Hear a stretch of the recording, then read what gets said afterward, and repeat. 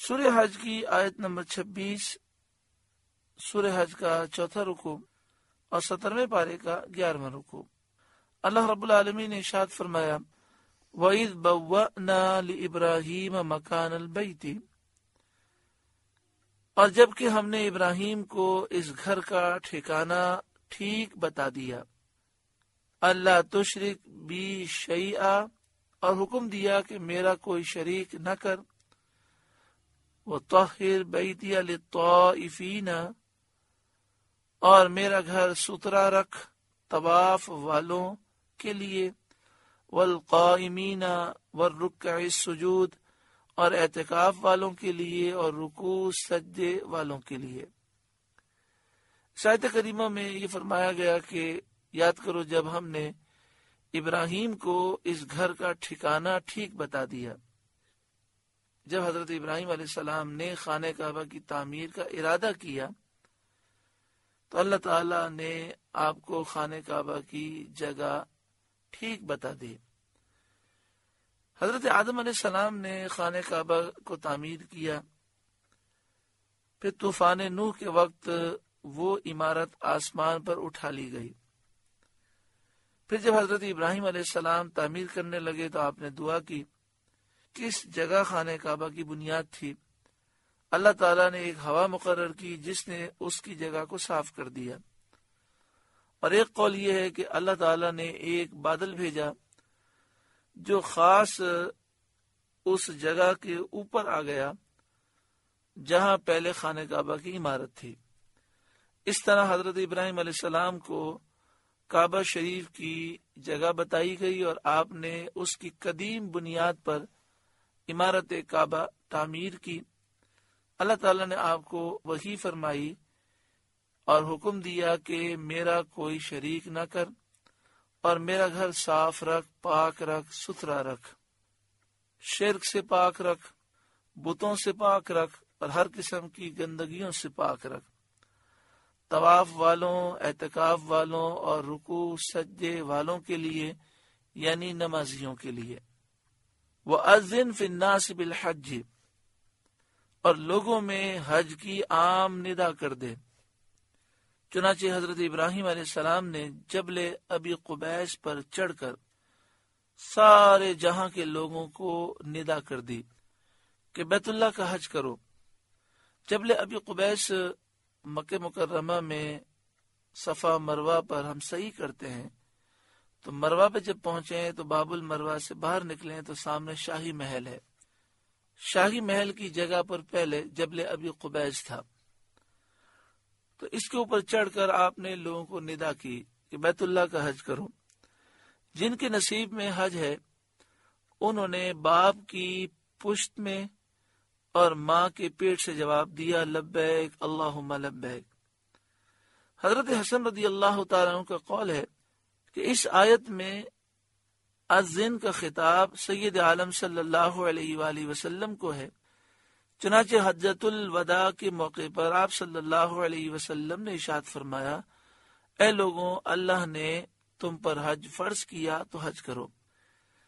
اللہ رب العالمین سورہ حج کے طفیل اور حضرت ابراہیم علیہ السلام نے جو حج کی ندا کی اس کے طفیل، اللہ تعالی ہمیں اپنے فضل و کرم سے ہر سال حج مقبول و مبرور کی سعادت نصیب فرمائے۔ یأتوک رجالا وعلی کل ضامر یأتین من کل فج عمیق، وہ تیرے پاس حاضر ہوں گے پیادہ، پیدل، رجالن پیدل، جو قریب کے لوگ ہوں گے وہ پیدل آئیں گے۔ یأتوک رجالن، وہ تیرے پاس حاضر ہوں گے پیادہ، پیدل، وعلی کل ضامر، اور ہر دبلی اونٹنی پر، یأتین من کل فج عمیق، کہ ہر دور کی راہ سے آتی ہیں، یعنی وہ اونٹنیاں جو موٹی ہوتی ہیں لیکن دور سے چلتی ہیں، جب مکے پہنچتی ہیں تو دبلی ہو جاتی ہیں، اتنے دور دور سے لوگ آئیں گے۔ جیسا کہ تفسیر خزائن عرفان میں لکھا، اور کثرت سیر و سفر سے دبلی ہو جاتی ہیں۔ لیشہدوا منافع لہم، تاکہ وہ اپنا فائدہ پائیں۔ حج میں دینی فائدے بھی ہیں، دنیاوی فائدے بھی ہیں۔ جو اس عبادت کے ساتھ خاص ہیں دوسری عبادت میں نہیں پائے جاتے۔ وَيَذْكُرُ اسْمَ اللَّهِ فِي أَيَّامٍ مَعْلُومَاتٍ، اور اللہ کا نام لیں جانے ہوئے دنوں میں، یعنی ذبح کے وقت۔ اور ایام معلومات جانے ہوئے دن سے ذی الحجہ کا عشرہ مراد ہے، جیسا کہ حضرت علی اور حضرت عبداللہ بن عباس، حضرت حسن اور حضرت قتادہ رضی اللہ تعالی عنہم کا قول ہے، اور یہی مذہب ہے ہمارے امام اعظم ابو حنیفہ رضی اللہ تعالی عنہ کا۔ اور حضرت امام ابو یوسف اور امام محمد کے نزدیک ایام معلومات جانے ہوئے دنوں سے مراد ایام نہر ہیں، قربانی کے دن ہیں، اور یہ قول ہے حضرت عبداللہ بن عمر رضی اللہ تعالی عنہما کا۔ ہر تقدیر پر، ہر صورت پر یہاں ان دنوں سے خاص روز عید مراد ہے، یعنی ایام معلومات سے جو بھی مراد لیا جائے، لیکن یہاں پر 10 ذی الحجہ کا ذکر کیا جا رہا ہے۔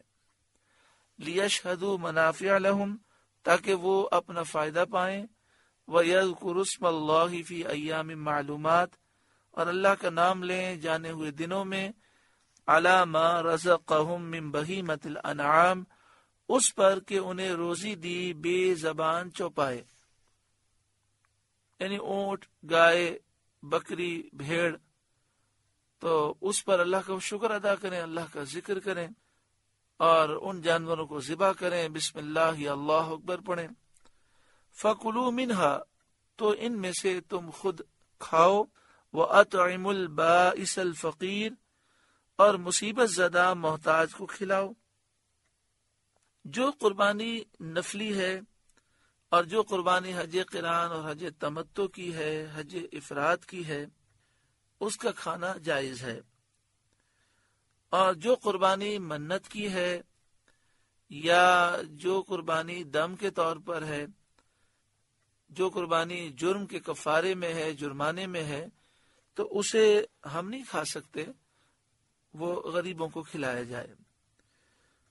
ثم یقضوا تفثہم، پھر اپنا میل کچیل اتاریں، مونچھیں کتروائیں، ناخن تراشیں، بغلوں اور زیر ناف کے بال دور کریں، وَلْيُوفُوا نُذُورَهُمْ، اور اپنی منتیں پوری کریں جو انہوں نے مانی ہوں، وَلْيَطَّوَّفُوا بِالْبَيْتِ الْعَتِيقِ، اور اس آزاد گھر کا طواف کریں، یعنی جب وہ قربانی سے اور احرام کی پابندیوں سے فارغ ہوئے تو اب وہ بیت اللہ شریف جائیں اور طواف زیارت کریں۔ احرام کی اکثر پابندیاں قربانی کرنے کے بعد، حلق کرانے کے بعد ختم ہو جاتی ہیں۔ ہاں، صرف جو میاں بیوی کے تعلقات ہیں وہ ممنوع رہتے ہیں اور وہ طواف زیارت کے بعد حلال ہوتے ہیں۔ ذالک، بات یہ ہے، وَمَن يُعَظِّمْ حُرُمَاتِ اللَّهِ، اور جو اللہ کی حرمتوں کی تعظیم کرے، یعنی اس کے احکام کی تعظیم کرے، چاہے وہ حج کے مناسک ہوں یا اس کے علاوہ اور احکام ہوں۔ بعض مفسرین نے فرمایا کہ یہاں حرمات اللہ سے مراد حج کے مناسک ہیں، بعض نے کہا بیت حرام، بیت اللہ شریف، مشعر حرام جیسے مزدلفہ، منا، عرفات کی وادیاں، خاص طور پر مزدلفہ میں جو پہاڑی ہے مشعر حرام، شہر حرام یعنی ذی الحجہ کا مہینہ، بلد حرام یعنی مکہ مکرمہ، اور مسجد حرام، یہ ساری چیزیں مراد ہیں۔ بات یہ ہے، اور جو اللہ کی حرمتوں کی تعظیم کرے فَهُوَ خَيْرٌ لَهُ عِنْدَ رَبِّهِ، تو وہ اس کے لیے اس کے رب کے یہاں بھلا ہے۔ وَأُحِلَّتْ لَكُمُ الْأَنْعَامُ، اور تمہارے لیے حلال کیے گئے بے زبان چوپائے کہ انہیں ذبح کر کے کھاؤ، إِلَّا مَا يُتْلَى عَلَيْكُمْ، سوا ان کے جن کی ممانعت تم پر پڑی جاتی ہے، یعنی جیسے سورہ مائدہ اور دیگر مقامات پر بیان کیا گیا کہ کون کون سے جانور تم پر حرام ہیں، تو جو حرام ہیں ان کے علاوہ چوپائے جو حلال ہیں انہیں کھاؤ ذبح کر کے۔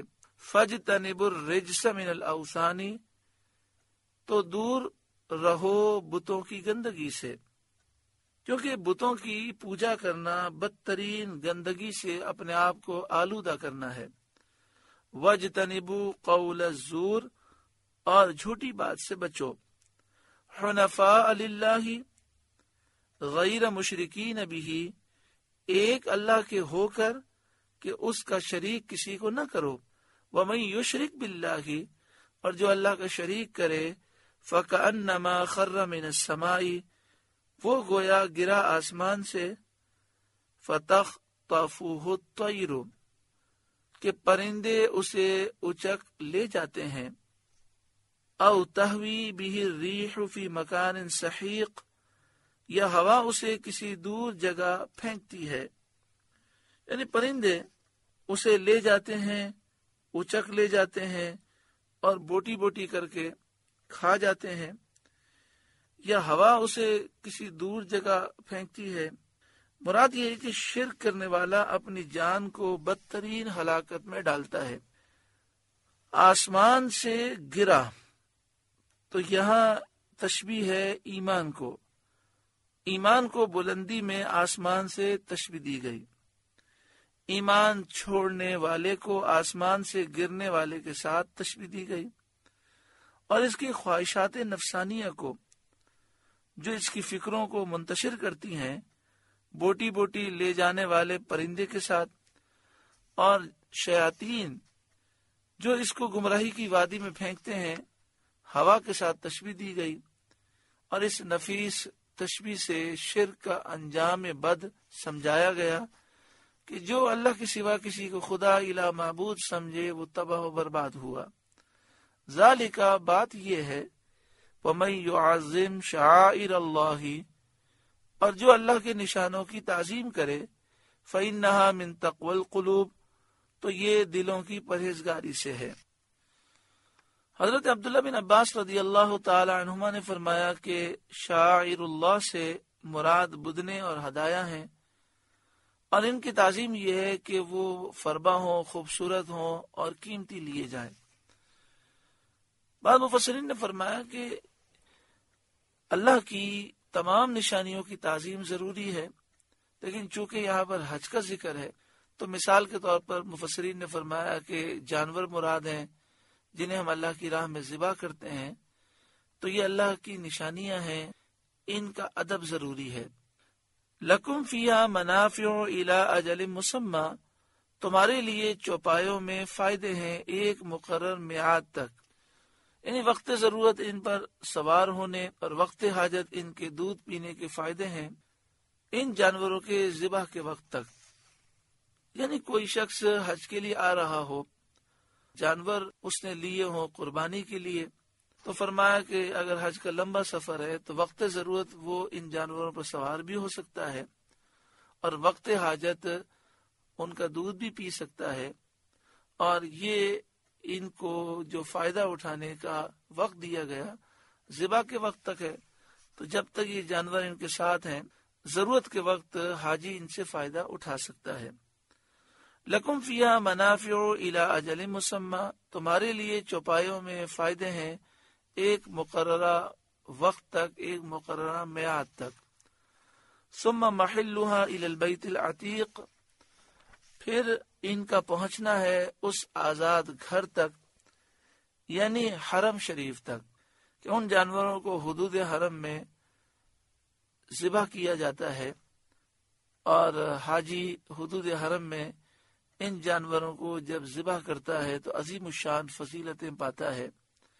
یہ مسئلہ تو آپ جانتے ہی ہیں کہ جو حج تمتع کرنے والا ہے، حج قران کرنے والا ہے، اس پر قربانی کرنا واجب ہے، اور جو حج افراد کرنے والا ہے اس پر قربانی کرنا مستحب ہے.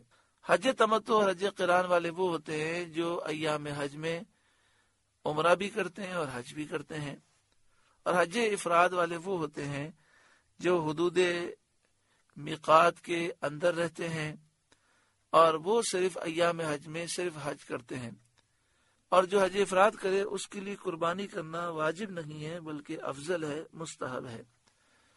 سورہ حج کا چوتھا رکوع مکمل ہوا. اللہ رب العالمین اس رکوع کے نور سے ہمارے قلوب کو روشن و منور فرمائے.